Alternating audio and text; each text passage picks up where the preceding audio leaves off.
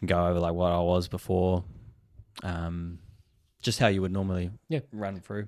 Also, I mean, why don't we start by just getting a bit of a background in terms of what you've been doing, I guess, over the past 30 days, just to kind of give us an insight into what these numbers actually mean. Yeah. Over the last 30 days, I've signed up to my Garmin coach, running coach. Yep. So I've plugged in, I've set a sort of a goal for myself that I want to get an hour and a half marathon by a certain date, just out of curiosity. Wanted to see how what the training regimen will be like, and also like, am I capable of doing it, or just even just to see all the what do you call it? All the bells and whistles. All the bells and whistles in this $1,200 watch. So I thought, I was like, fuck, I might as well put it to the test and or see sell the watch. Yeah, no, I'll be keeping it. I really like it. It is good. Yeah. It's different going to this sort of watch. It's more of it's definitely a sports type of watch instead of a smart watch. Yeah. Like it's built around, like it's all of it. for that. Yeah. It's literally for that. It's not like super like smooth, user friendly. Like I think where Apple has that. Yep. I think they'll always will be sort of leading in that in the totally. smartwatch world, but I feel like Garmin's always going to be leading in the sport data, like GPS, all of that sort of that sort of stuff. But yeah, so I'm doing that. And then I also did like a 30 days. Oh well, not 30 days. 4 weeks of like lower calorie on the diet that I had for my last 30 days of phase 1. So that was around 2,000 calories. Walk us through that. Like, what led to that decision in the first place? What made you want to go back into doing 2,000 calories again? Or just the cut in general. Hindsight, it was tougher. It was actually really tough, and like I found it hard because I ended up upping my running. So during my last 30 days, which was the phase 3 of Live Hard, I was only running 3 times a week. Yep. On this one here, the Garmin running coach has got me running 4 times a week, and then I also cut back the calories. So I found it hard, but then it was also harder going off of a plan and then sort of being a bit more free with my calories. And then I sort of wanted to challenge myself. I think I found myself. I think the thought was for me, like we bought like takeaways like 4 or 5 times in that week, and I was just like, come on, like you become too complacent or too comfortable. And I just sort of like, I like to have sort of windows of bit of freedom, and then I like to have windows of like, all right, I'm knuckling down, like, because like work was really full on at the time, and it's just, you're fueling your body with the wrong shit, and like I did struggle with that there, and that's sort of also why I thought would be a good time for us to record this, because I'm going to be pivoting and maybe like moving towards actually fueling my body properly, and I want to be not feeling like shit, but like also just like actually being smart with my training, because I'm doing this extra bit of running and I'm still going to the gym 7 times a week. But yeah, just trying to fuel my body more intelligently, and just to try and stop myself from injuring myself as well.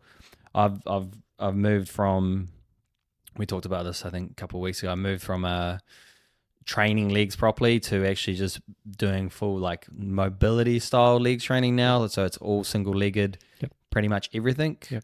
And it's been really good, honestly. The past few weeks I've definitely shines a light on my weaknesses, but this is I'll keep saying this for the rest of the year, maybe in the rest of my life, but embrace the difficult. Like I've clearly been leg pressing and like doing all of these movements that made me feel stronger, and like, but realistically, if I split them up, they were both piss poor. So like, I'm embarrassed the how weak I am just to pick up a kettlebell like with a single-legged doing a fucking single-legged deadlift or something. Yep. Like it just highlights, right? Like there's so many little muscles there that actually have to come into play just for like balance stability that we take for granted. Like we do a lot of the machines or the even standard like 2-footed or bilateral kind of squats and things like that. And stability is massive, you know? It's honestly been it's awesome. Like it's like that I've got, okay, I'm going to be focusing on this now all year. Like even if I reach my even if I reach my running goal of running the half marathon at an hour and a half, I still want to keep moving with that because I saw how bad it was. And then I'm just also like my back is I've got less injuries sort of now, whereas when was it, last year or the year before, I was popping it left, right and center like 4 or 5 times in the year and never really got back to training properly at all, you know. 100%. And I think it's the fear, and that's like stopped me from actually trying and doing the rebuild phase, you know. Like I mean, quite often they do, especially with backs. But a lot of injuries, just in general, when there's an underlying fear around that injury, quite often you're hesitant, and so you don't end up. You take certain like pain triggers as negative reinforcers rather than like, okay, you're still safe to push the boundary. And a lot of that's just purely driven based on past experience and what led to those injuries.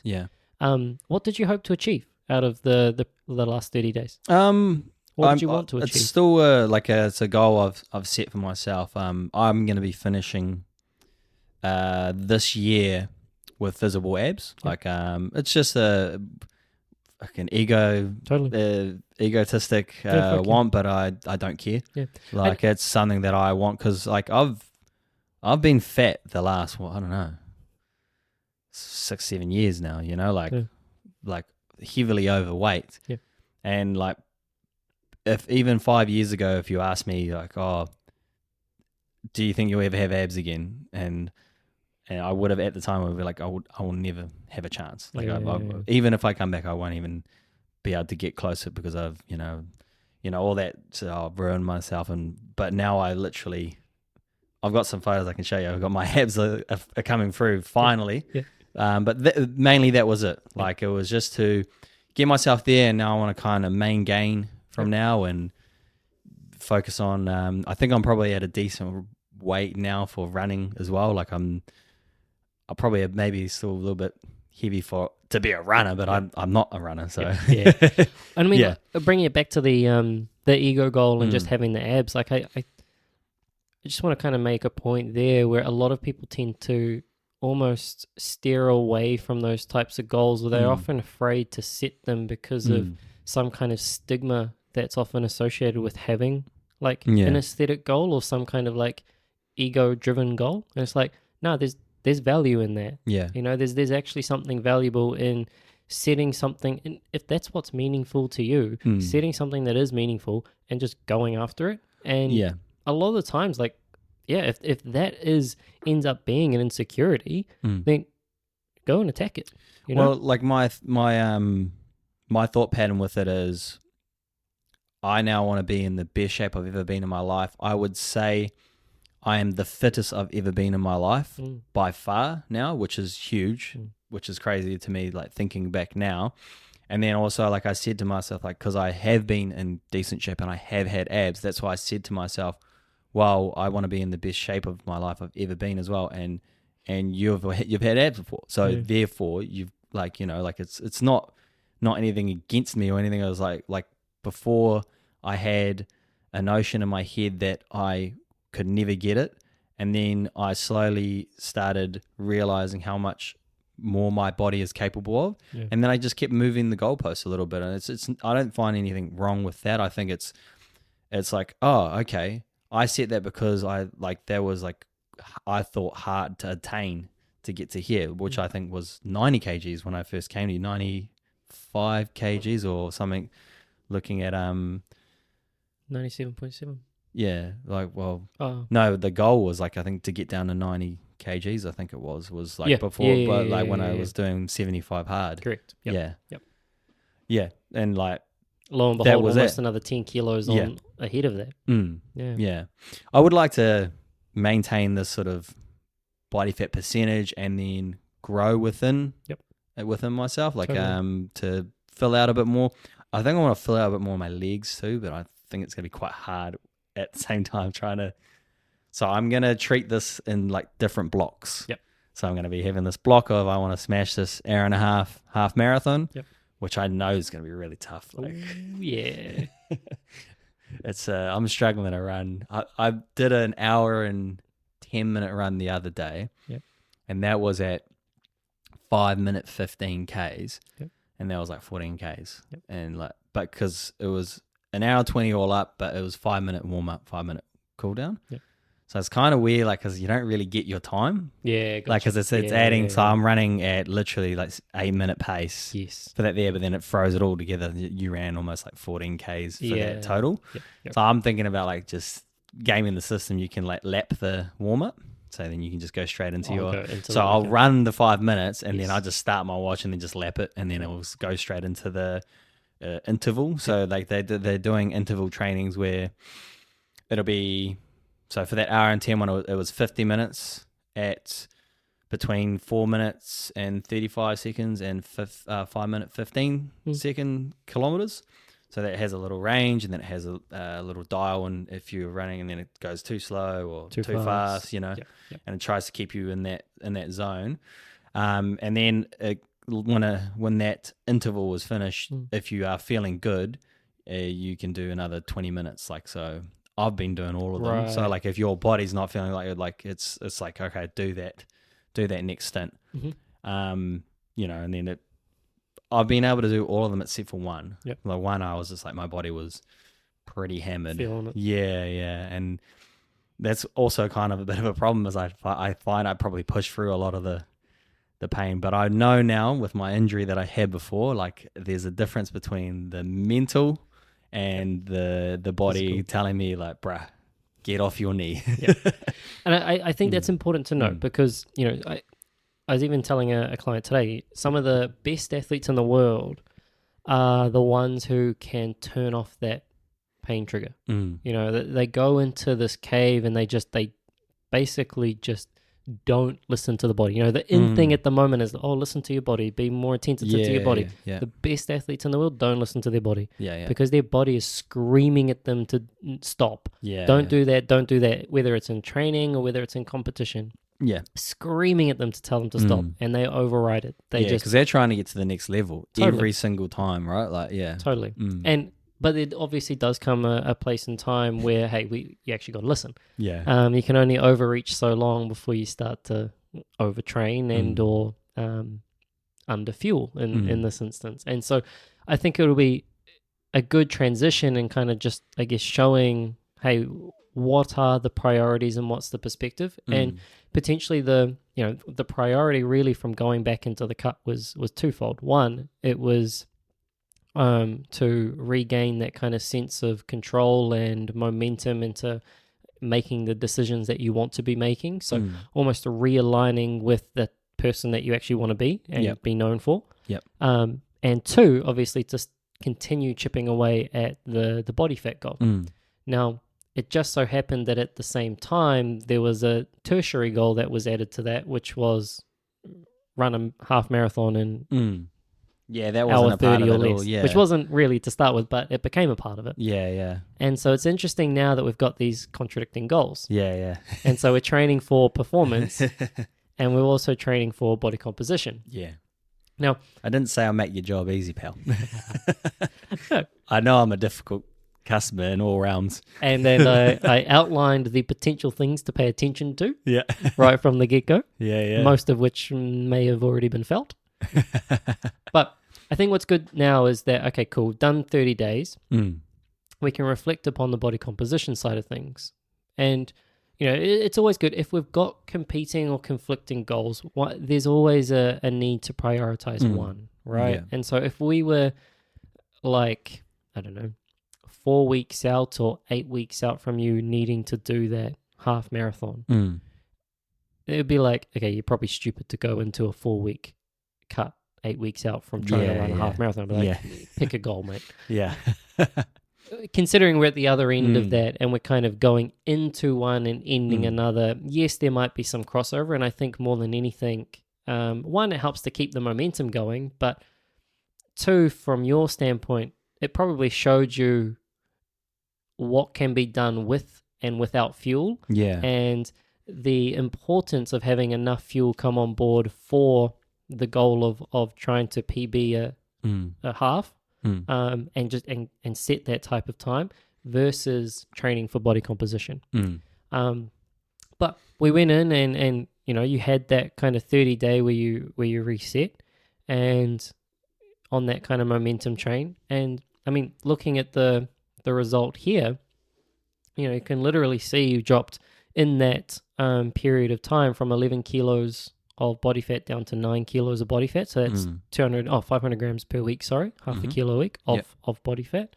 And it's dropped from 13% down to 11%. And so I think actually that was at the end of the last cut phase. And so we didn't have the measurement that you were starting with for this 30 days, right? Yeah. I would say I'll be a bit worse than that. Yeah, probably maybe a couple of percent. I think, I wouldn't say that because I remember I weighed, so I know what I weighed before. It was 88 when I started this. Right, yep. So you were 87 at the end of the last cut. Yeah. Is that what it says? Yeah. So about 80, so I think it was just under. Yeah, so I maintained pretty well, but I felt it was heading that way. It was turning to a slow bulk, I guess. I mean, it's come down from that. So 85 to 83.6. So at 88. I started at 88 down to 83.5. Yeah. Which is a good drop. And I mean, who knows what the body fat was to start with, but it was probably around that kind of 14% range. Yeah, I'd say I'll be a percent up because I remember I was struggling that was at the end of my live hard, and I remember I was struggling to get that. So I think when I would have refed myself, I would have put on like at least a kg, I would say, or 2 kgs. So I try to maintain that as much as I could over that month. And then I started this last 30 days, I think. Yeah. And I mean, how do you find or feel physically now at the end of the 30 days? Yeah, purely aesthetically, because we'll go into the discrepancy maybe between feeling in terms of performance relation, but just purely aesthetically at the moment. Aesthetically, definitely, I think I notice a lot more of the muscles showing through, and like my abs finally coming through. I think that was my one thing that I wanted to. I could slightly see them at the end of phase 3, but it wasn't like it's. It's clutching at straws, mate. I was tensing. Well, I'm still tensing in the other one. They're not popping, but at least I'm heading towards there. But I know if I can sort of stay around here, build up the muscle belly, and I just sort of want to maybe put on a little bit more thickness. But I kind of wanted to get to this point and then know that I can do it, and then sort of go and do maybe like main gaining sort of phase, whether it'll be either a slight deficit, I don't know, like tiny, or maybe just sit at maintenance because I just looked at my watch, it's 9 weeks away is from my date that I've set it, so still 9 weeks so I guess training. So we've come now to a crossroad in terms of what we want to be doing from a goal perspective. So we've kind of done the body composition stuff. We can acceptingly park that for now and then move on to, but we've probably got the same or a similar conflict in that, do we focus on gaining muscle or how does that impact running performance? So, I mean, what are you thinking in terms of where things are currently at goal wise? I don't know. I'm kind of thinking of maybe seeing what maintenance can get me, like just maintaining this, but because I've been operating at that level, training as hard as I possibly can and running, I feel like I didn't lose too much muscle either over. No, it dropped down a little bit, but that's so when we do skin fold, 900 grams. So when we do skin fold, about a kg, we can really only look at fat-free mass. So when you do skin fold, you're pinching the fat fold. And so the calculation is weight minus body fat, which will obviously give you everything other than body fat. Yep. And so you can really you can't predict muscle. You can only predict fat-free mass. So again, that's everything other. Now, ideally, you're not losing a lot of other. So bone ideally would stay the same, or for the most part will stay the same. Connective tissue stay the same. Blood, unless you're going from not doing cardiovascular training to doing cardiovascular training, that will pretty much stay the same. So really the only things that will change will be one, muscle, and carbohydrate / fluid retention. And so any change to fat-free mass is likely a combination of carbohydrate, water, and some muscle. So if we take that kilo, then you're looking like probably no more than a third of that being potential muscle, and a lot of that being carbohydrate and water that's associated with carbohydrate, which would make sense considering, one, you restricted your calories, right? And doing a lot more running as well. And doing a lot more running, which is burning carbohydrate. I just, the diet you had me on was high in protein, so I think that's where we were counteracting as much muscle loss. Trying to reduce as much muscle loss as possible. And that's why I'm thinking, I don't know, like, what do you think? Like, maybe maintenance might be a good calorie point, because I'm actually still doing quite a lot, and I'm guessing the next, I would guess from week 8 it would start ramping up, I would say. And that's the thing with the coach, it just tells you your next week, so you can plan for that. And which I think is good, because I think it also analyzes your data, and it's also got like a little likelihood tracker, I am now in the highly likely to achieve my goal. It's like here's your goal, and it's got like a little odometer sort of thing. And I was like, I started off over near, so there's a green zone, and then there's a red zone, and then the thing, and then it's like really bad, and then there's like purple, which is like you're gonna smash it. And I start off just on the brim of like this is a reach. This is possible, just possible, and then I'm moving up the green chart, which is heading towards definitely going to do it. But So I guess when we're looking at, I would personally prioritize that goal. Right. So do you have any other conflicting goals at the moment? So strength and things like that. No, I've held on to my strength. I've actually gotten stronger in my only because I've been trying particularly harder on my bench. So I was quite proud of myself the other day. I went and did 115, and I weighed myself as well. I was like, so 83 kgs. Went and did one chest workout. Oh shit! Did 110 for 3. Then I did 115. Then I went and ran 10Ks. Straight after that, I was just like, I'm pretty happy with that. That's mean. Yeah, at that weight. If I can. Yeah. What's that, like almost 1.5 times body weight? Yeah. And, so, yeah, in a deficit. Yeah, and in a deficit, So, yeah. Which is mean. Yeah. Cool. So, as long as there's no conflicting goals. Now, when we looked at that conflicting goals, that should also resonate your training. Yeah. Right? So, what you do from a weight training perspective should complement rather than contradict your running. Okay. So, for me, if the priority is, or the goal is the half, training should be, your runs are your most important sessions that you'll do. Yeah. So if you need to compromise on anything, it's everything other than the runs. Yeah. So the runs basically become the first and foremost thing. Okay. So when you've got that down, it potentially is having a look at, okay, what's kind of going on at the moment? What days, if I'm non-negotiable in bringing down the amount of strength training that I'm doing, what days can I reduce the intensity and or change slightly so that I prioritize my run? Whether that's the timing, whether that's doing the run first and the weight training second. Yeah, I've already been doing that. I've had to be honest, with the minimal calories that I've had to literally favoritize that. Yeah. Sorry, carry on. Yeah. Yep. So first one is definitely doing that. And then when you look at food, really we're not necessarily thinking in terms of surplus, deficit, or maintenance. it will probably result in a maintenance and or a very slight deficit. Mm-hmm. But we want to think about it like fueling for performance. Mm.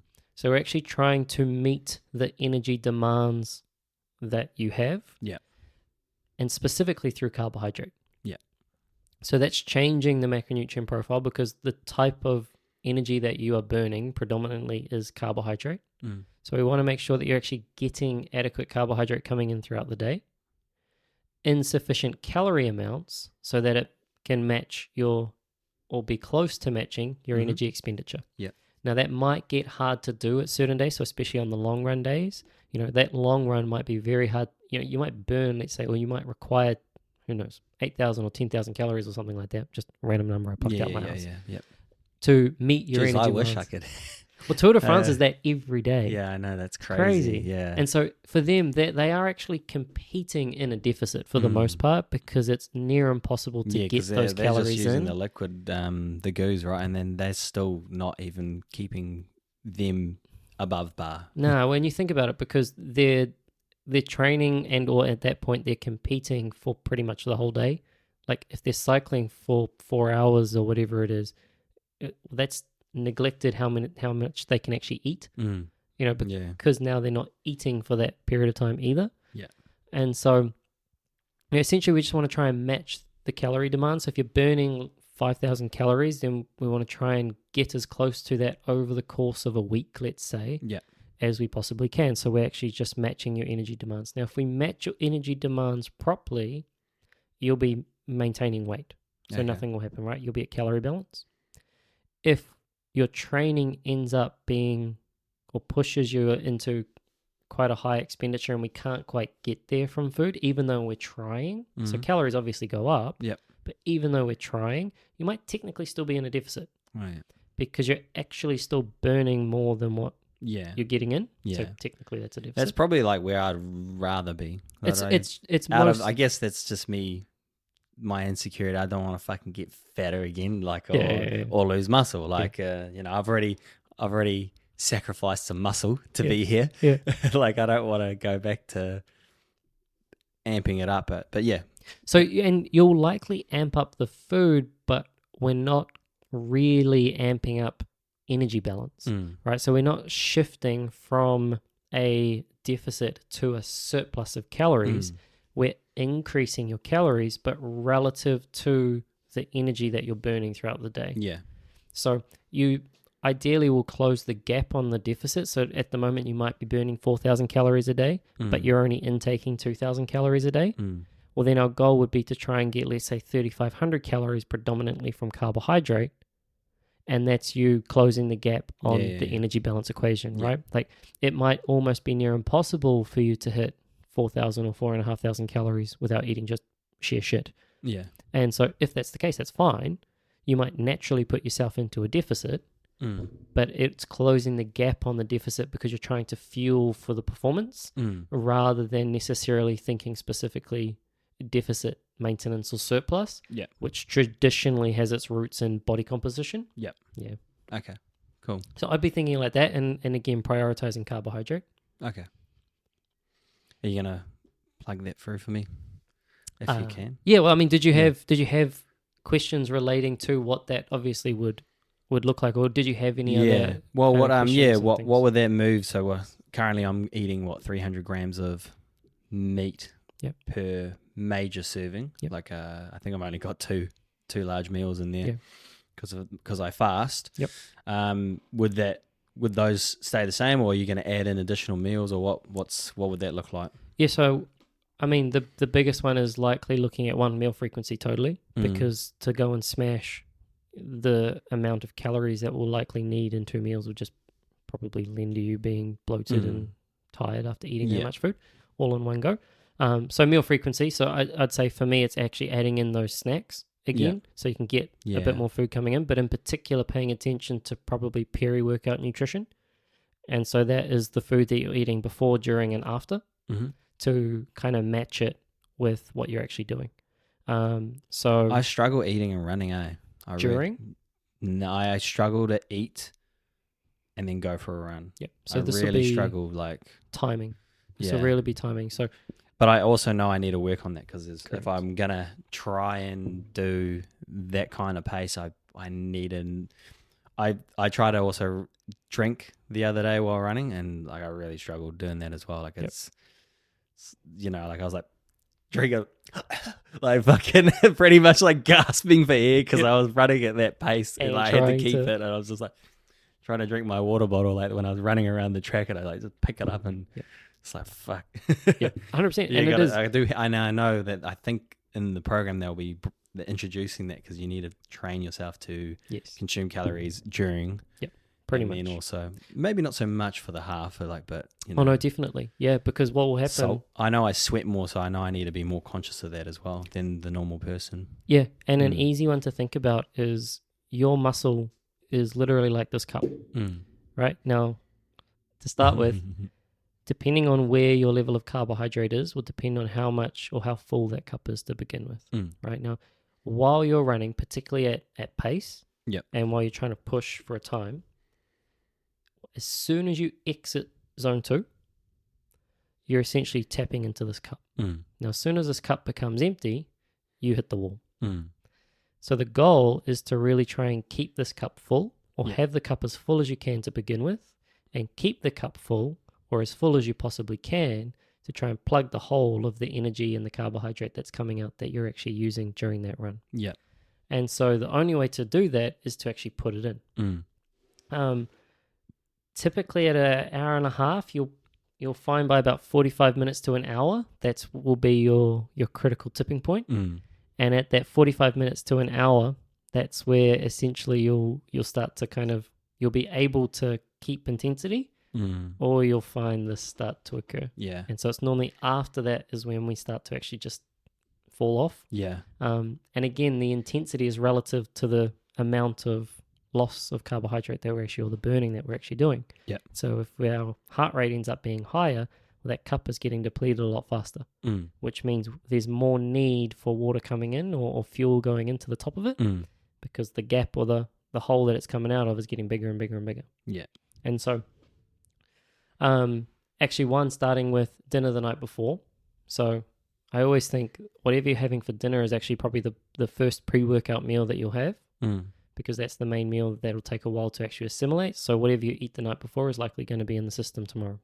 Okay. So dinner's key. So carbohydrate at dinner for one. And then beforehand, we'll have to play around with the time in terms of when you can eat now and actually how early we might need to bring that in. So it might need to start with 2 hours before, or it might need to start with 1 hour before.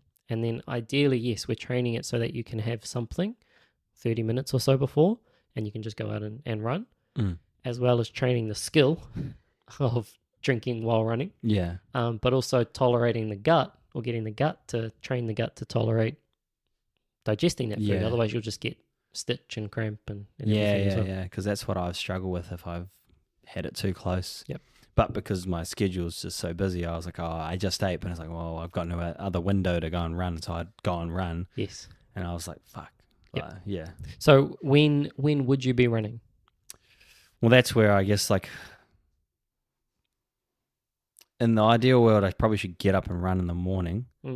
But I know I will struggle because of all the early mornings I have as well. So like I've got for example, I've got an event to go to on a Friday, this Friday, and I've got to start at 5:15. So that means I've got to be up at like 4:30 to get to their site and be ready by 5:15. Which is, very, it's very early. And then, because my thing is like, I kind of want to I'll run straight after work. I can do that like every time. Whereas if I can't pick one, and I want to pick one and stay that way and be consistent with that. Do you know what I mean? Around 1 o'clock, 2 o'clock in the afternoon after the lunch or something like that. So, I mean, in that case, it might be better for us to actually have your pre-workout meal before lunch.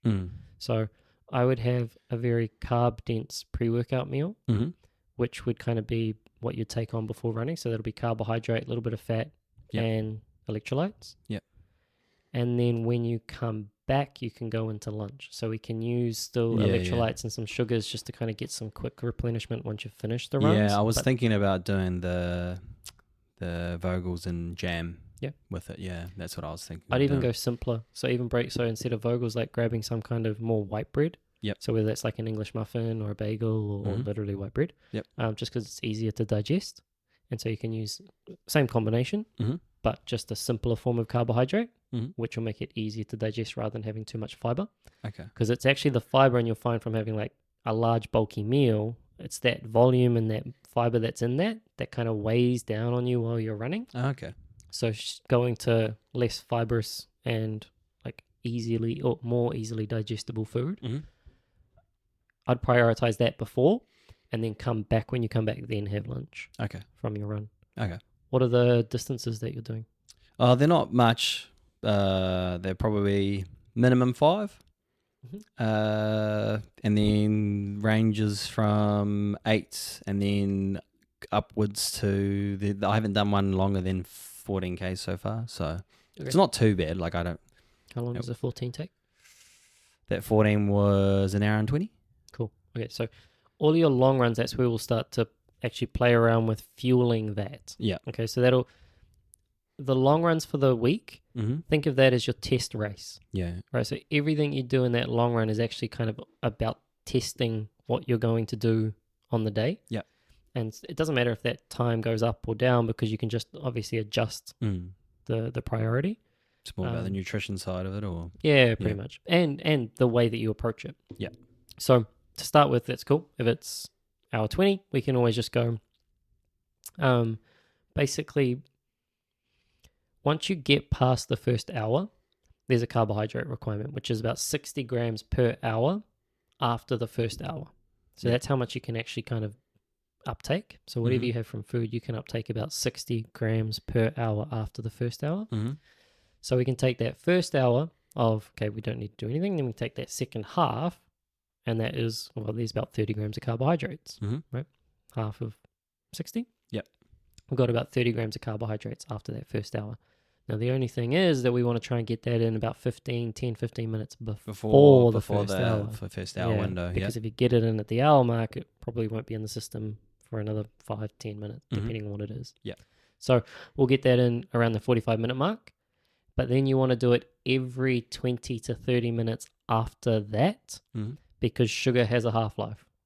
And so basically, the more simple the sugar, the higher the spike, the blood sugar spikes, goes up fast. When it goes up fast, it also comes down fast. Yeah. So what we want to try and do is put fuel coming in before it starts to crash. Yeah. Because as soon as you start to get that crash, that's where you start to pedal off. Pretty much hit the wall. So, I mean, the supplements and things like that are easy because you can actually just grab an electrolyte that has carbohydrate in it. So while you're drinking, you can actually get carbohydrate coming in. So 2 for 1. Otherwise, have you seen those gels? Yeah, goes. Yeah. Yep. Gels, or you can do, I mean, I sometimes even just carried a bag of lollies with me and just pop those at 45 minutes. Yeah. I tended to go for the gels just because they were easier. But I'd like the lollies. Oh, I'm sure. Yeah. It's more the... Judith would get jealous, bro, because she likes lollies way more than me. She'd be like, oh, you get to have them as you have to have them. It's actually not that great, because by the time you get to eat them, they go all mushy because they've been sitting in your sweaty ass. Like, yeah, fuck. That would be true for me too. Definitely need those plastic bags. Chuck them in the fridge first, or in the freezer first. It hardens them up a little bit. But essentially, it's just kind of getting some carbohydrate coming in. And the more simple the carbohydrate, the quicker it'll get into the system. But again, the quicker it gets into the system, the faster it gets out. So I think to start with, it's probably better to play around with the pre-workout. Okay. Yep. Then come home, have... Yeah, I'm not struggling too much on these long workouts at all. And I'm not eating or drinking in any of those long runs. No, you probably won't. What you'll find more is the intensity to which that you can actually bring to it. So it'll be interesting to see, like, with the pace that you've found hard, whether that pace is still hard or whether or not you find later in the runs it's becoming easier because you have the supply of fuel. You know, the cup's fuller. Definitely there 100 times during some of the runs where I'm just like, you can stop after the first interval because it says, if you're not feeling that great, you can stop. And then I'm like, they have to constantly, like, bro, like the amount of conversations I have with myself, bro, it's through the roof, I would love it to like come through and be recorded, and some people would just hear the just absolute garbage. The dialogue of my shit. And then it's just like this negotiation battle going on in my head. So like, true. what do you mean? Like, yesterday you went for a run and you were fine at this point. What's the difference for today? Like, What you'll find is that dialogue will shift, or it shifted for me anyway, to you almost just plan out the race or the run that you're doing. So, I'll be like, okay, at 5K, I'll take this drink. And so I got to the 5K and I had the drink. And I'm like, okay, in another 3K, have a gel. And so then I had a gel. And another 2K, have a drink. Okay, and then I had a drink. So it was literally just kind of like, I was playing small micro step with the actual strategy. I do that of what with I'm songs. doing. Like, I'm not even going to look at my watch until the end of this song. Yep. And just like, whenever I'd have a moment of, thinking about stopping or anything like that, I just go, you can do this, bro. Yeah, like, exactly. just, you got this, don't worry. Like, you did this how many times before? Yep. You can do it again. Yep. The pace isn't any different. There's like, your body's feeling good. You got this. Like, but then I'd still probably have to like rinse and repeat that like 5 times. Because then it goes, but then. The good thing with fuel is that you can use that as the talking point. Yeah. So you can just think about when you have your next thing. And so that's when can I have my next lolly, or when can I have my next drink. Yeah. And so all you're doing is you're playing the same game, but you actually get that little bit of reward at the end of it. And so you're like, oh, I got a drink. I can see how it would work. Yeah. I'm very interested as well. Yeah. So first one is that, then playing around with, I think actually bringing in lollies and an electrolyte during, especially for the long runs. The shorter ones probably doesn't matter. So they're only 30 minutes or 50 minutes. Like, so maybe 50 minutes might be worth 60 minutes plus you need something during, or I would suggest having something during. Less than that, you'll be fine. Yeah, you'll be fine. Depends on the goal. If it's an interval session or a tempo session, probably take it. Yeah. Because that tempo or that interval session should be run at the pace that you actually want to be, and or faster than what you want to be running at. So you want to also fuel the same way. And again, carbohydrate. Yeah. But more important for the long runs. Okay. Anyway. Cool. If you'd end up doing an 8K tempo or anything like that, then obviously that's where we'll put it in. But let me know. Yeah. Post-workout, definitely some kind of simple drink, carbohydrate, and then go into lunch. How would that look for the rest of the day, though? So at what point, like what time would then lunch typically be? Would that be around 1 now? If you run? Yeah, lunch is about 12:30. So my days vary. I get home earlier on Tuesdays and Thursdays. Yep. So I can like get into the meal. I'm usually pretty hungry every day but I always wait until after 12 before I eat. Yep. So I'll be eating either 12:30 or 1. And when do you get back from your run now? So when would lunch be now? Okay, so if I was... So I do have to run today. Yeah. It's only a half an hour run, so I can just tack it on to the end of my gym workout. Okay. So I end up training, and then I go and have a 30-minute run. And that one's just a recovery run today.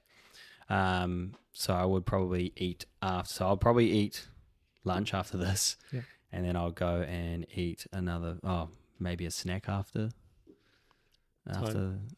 Time would be. It's always all over the place because we do so much different shit every day for the business. Yeah. Pretty much, there's a window like 3 to 5 is get business stuff done, and then sometimes I'll go to the gym at 4. Yeah. Sometimes I'll try to get to the gym at 3. Yeah. And then I'll be done by around 5. Okay. Yeah. So, but then 5 or 6 will be done with gym. As tends to be, we always try to get it out of the way. Finish the day by 6. Yeah. So we go finish 12:1. Yeah. And then it'll be simple carb, and then pretty much straight into a run. And so that run will be around like 1:30. Yeah. Normally. Yeah. Yep. Run should be done by 1:32. Yeah. At the latest. Yeah. Then come home, have lunch, and that'll be around 2:33. Ideally be done by 3. if you have space, you probably won't, considering the amount of food that you'd probably need anyway at the lunchtime. So, I mean, two options. You can either have 2 smaller meals, or you can just have 1 meal. It'll almost go lunch, dinner, and then something after dinner instead. I struggle eating a bit later, Yeah? Yeah. Probably, I don't know. You might struggle more to get 2 meals in before 6 o'clock, or 3 meals. What are those meals calorie-wise going to be at, roughly? I can't tell you without actually looking at the burn of what your current expenditure would be. But, I mean, currently we're at 900 for both lunch and dinner. Mm-hmm. So those ones are 9.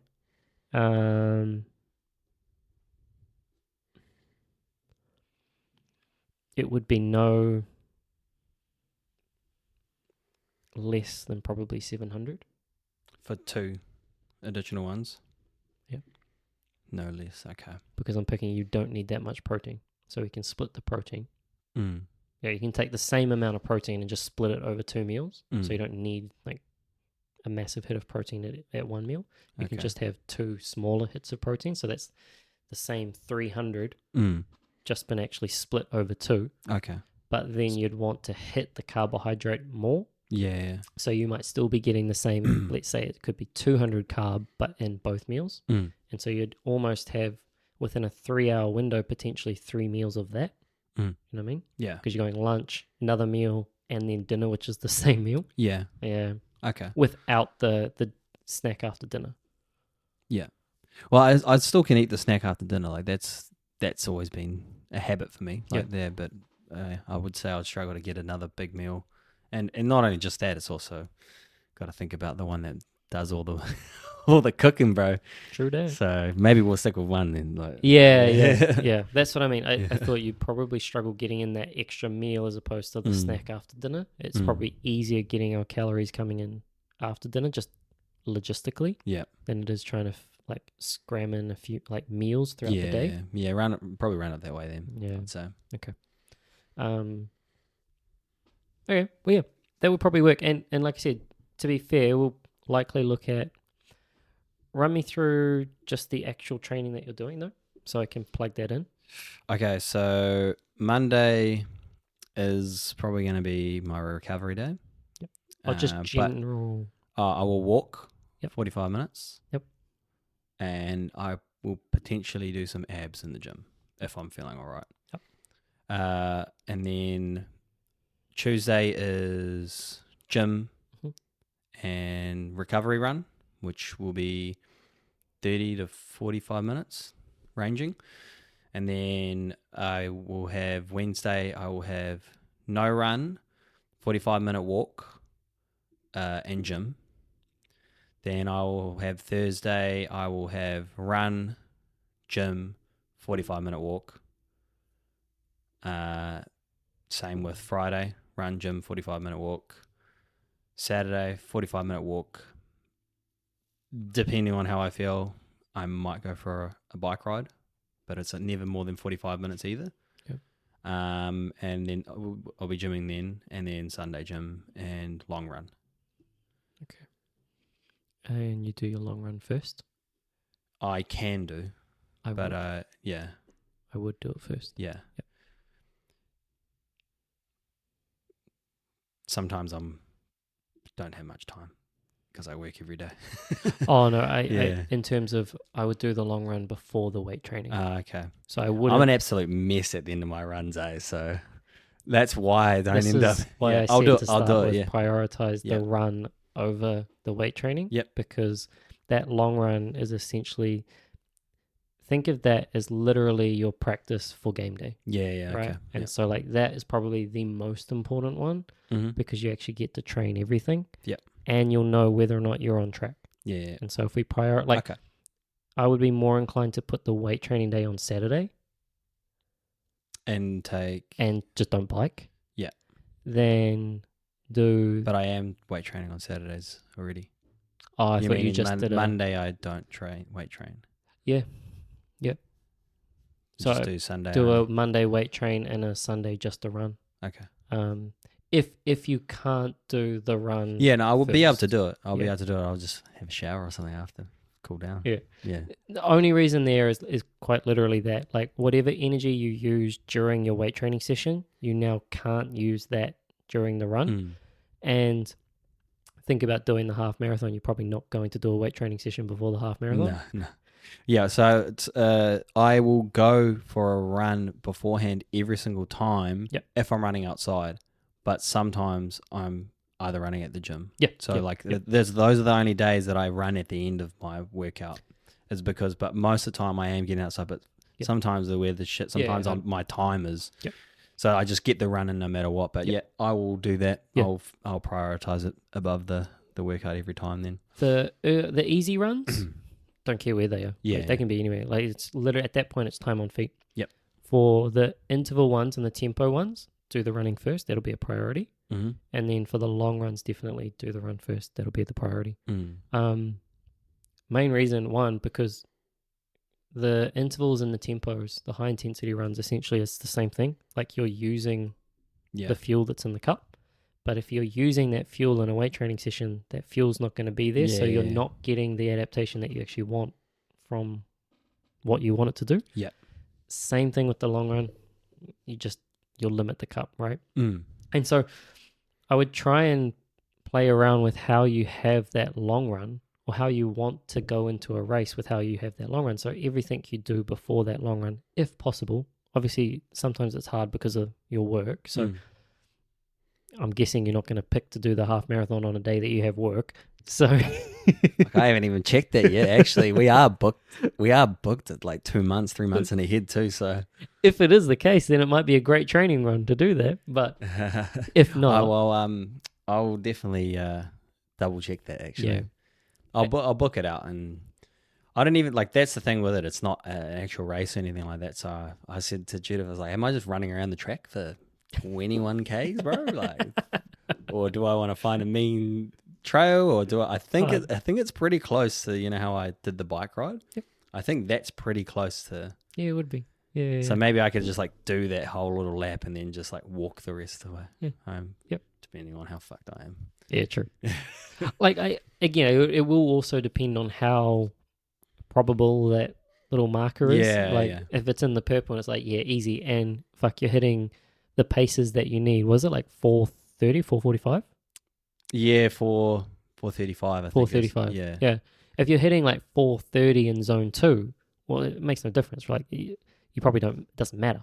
Yeah. You could literally just turn up on the day. Yeah. And you'd be able to do it. But you probably would already know that you've done that before you get to that. If I would train and use it as if you don't think you're going to make it. Yeah. And you almost put everything towards, okay, just that's exactly how I'm wanting to approach it. Like that's why I think my things moved up so quickly in the last like 2-3 weeks, because I've kind of been prioritizing. But it's good to know, like here, like there's small things that I need to change. Yeah, which is good. Yeah. Okay, so probably 6 weights. I won't include the kind of like activity stuff because it's like walks and things like that. Just purely because as long as you keep your heart rate zone 2 or less, which I'm picking for the most part it is. Yeah, all the walks are. Yeah, I'm just walking the dog. Yeah, and the bike.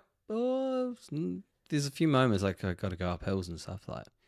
But they come back down. They do come back down. So. If you can keep the heart rate low, and or limit the amount of time you're out of zone 2, it won't impact what you're doing from a running perspective. Okay, cool. If it ends up being more out of zone 2, then we'll just need to increase calories. Okay. Right. I think I can do that. Yeah. I can just bike slower. Go the other way. No, some of the hills you just got to fucking get up. Just boost it. Oh, yeah. That'll be fun because you're literally dipping in, dipping out. Yeah. So that's what I was meaning. Like there's a few times where it's just like I'm maybe in the orange zone. Yep. But like I'm only there for like 4 minutes. And then I'll be dipping back down to green. Is it typically 2 easy, 1 interval, 1 long? No, they've all been like different intervals lately. But I think that's their name for it. Like it's not like what we would call an interval. It's a bit different. It's American, right? Like yeah, true. So like it's not how I call an interval. It's like, all right, you run hard for 10 minutes, easy pace for 5 minutes. Yep. Run hard for 10 minutes. That's what I would consider an interval. So yeah, I mean, an interval would be any different block. Yeah. And so that's so these two blocks, so these are just like on. one interval. Yep. On. If you got enough engine, do another small block. Same run interval. Yeah. With not taking any rest. No, no rest. Just straight into the next interval. That's how it changes the intensity. Does it give you a guide on how fast you should be running and what your heart rate is? Yeah. So not heart rate. It's just speed. So your time. Okay. And then it basically will be the same speed for that next interval. Any of the runs classical zone 2? Not yet. Okay. There was one recovery one. Yeah. But I don't know whether that's because like I need to get fitter. I don't know. Like they're trying to build me up a bit at the moment because there was one at the start and that one was a really slow one, like 7.5 minute Ks for 30 minutes. Like that was a recovery run. So there's been a few different ones, but the last 3 weeks have all been the same style. Just intense. Not intense, but like my heart rate's above zone 2. The average heart rate's around like 160. Okay. So is that one zone 4? Yeah, it's near zone 4, zone 5. Okay. Because I think sometimes I'll be up at like 68, but then sometimes I'll be down to 150. Because my zone 2 is supposed to be what, 150, 148. Yeah. What's the intensity of the long run? It's the same, man. Like pretty much. Like it's just like they make the interval blocks, and I'm guessing they're used to people just doing that one a little bit, but I just do all of it. Yep. If I can. Yep.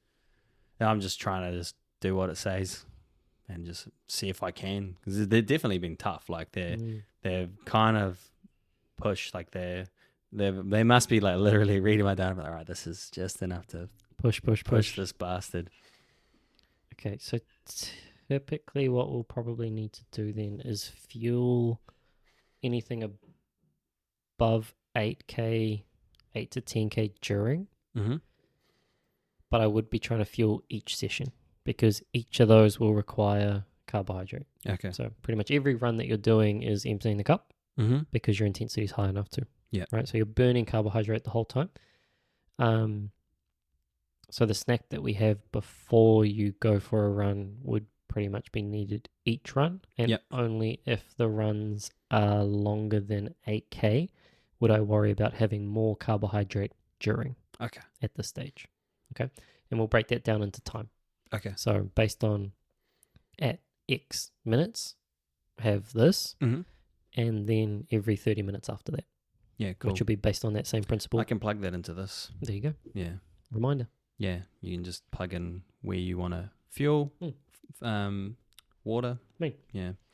And that in particular just highlights the importance of prioritizing it, because when you're doing the easy / zone 2 recovery runs, that's kind of, it places that can kind of be, you can prioritize something else. So you can go in and you can prioritize your weight training and that kind of stuff. But when the majority of the sessions are intense, that's emptying the cup. And so we just want to try and put as much fuel and resources towards that. Yep. So that it doesn't potentially lead to doing something stupid with your feet while you're in the gym, or tiring yourself in the gym, which means you do something stupid with your feet while you're out for a long run and you get fatigued, that kind of thing. Yeah. You know, it's like a lot of the injuries that I actually see is purely because people underfuel. And then they just end up getting fatigued, and fatigue leads to complacency, and complacency leads to injury. Yeah. And that's because we're putting feet in different areas because we're getting tired before we should, or we're running at a pace that's too intense for the intensity that we're kind of... Yeah, I definitely can see like moments where I lose a bit of focus, especially on the treadmill. Yeah. And then I get sloppy, and then that's how I bring myself back into... I was like, all right, focus on your stride. Like, tidy this up. Yep. Why are you so tired? Because you're getting sloppy. Yeah, 100%. 100%. And it is bring it back to that technique, and actually the technique cue is really good because it actually helps you to, it reinforces like, oh, you actually almost pick up pace a little bit. Yeah. While I just can, I can almost gain half a breath is what I tend to do. I was like, I'm sort of like thing. I'm like, I actually end up, I don't like the treadmill runs as much because I'm just worried about my sweat. So I'm like toweling down. I'm like, I'm doing shit with my hands. Whereas if I'm running, I'm just fucking running, and then I can just go on. I don't care. Yeah. I can spit on the ground if my mouth is, foamy. It gets it's like anything like that. Whereas like in the gym, you kind of like can't do that. Oh, can I just spit on the floor over there? Yeah, not quite. Yeah, exactly. I think I'd get kicked out. Yeah. Can't do that. Can't take my second home away from me. No, exactly. and that's it. Like once we actually start to, I think, prioritize that, you'll find hopefully that, it tends to, you're able to do more and you're able to actually, perform and execute what it is that you want to be doing rather than necessarily feeling like you're chasing that. Yeah. And hopefully you kind of feel as though you're more in that. Yeah. So you can actually get the desired outcome. Cool. Yeah. All right. I'll plug it in and flick it through to you, but yeah, sweet. Hopefully that was good for some listeners if you're still listening, listening to our jibber jabber at the end there. But that's what we normally go through every time. To be honest, we run over the numbers. We talk about what my goals and what's the next step. And like it's sort of good for people to sort of see it firsthand. Yeah, 100%. Definitely. Awesome. Thanks for listening, guys. Cheers.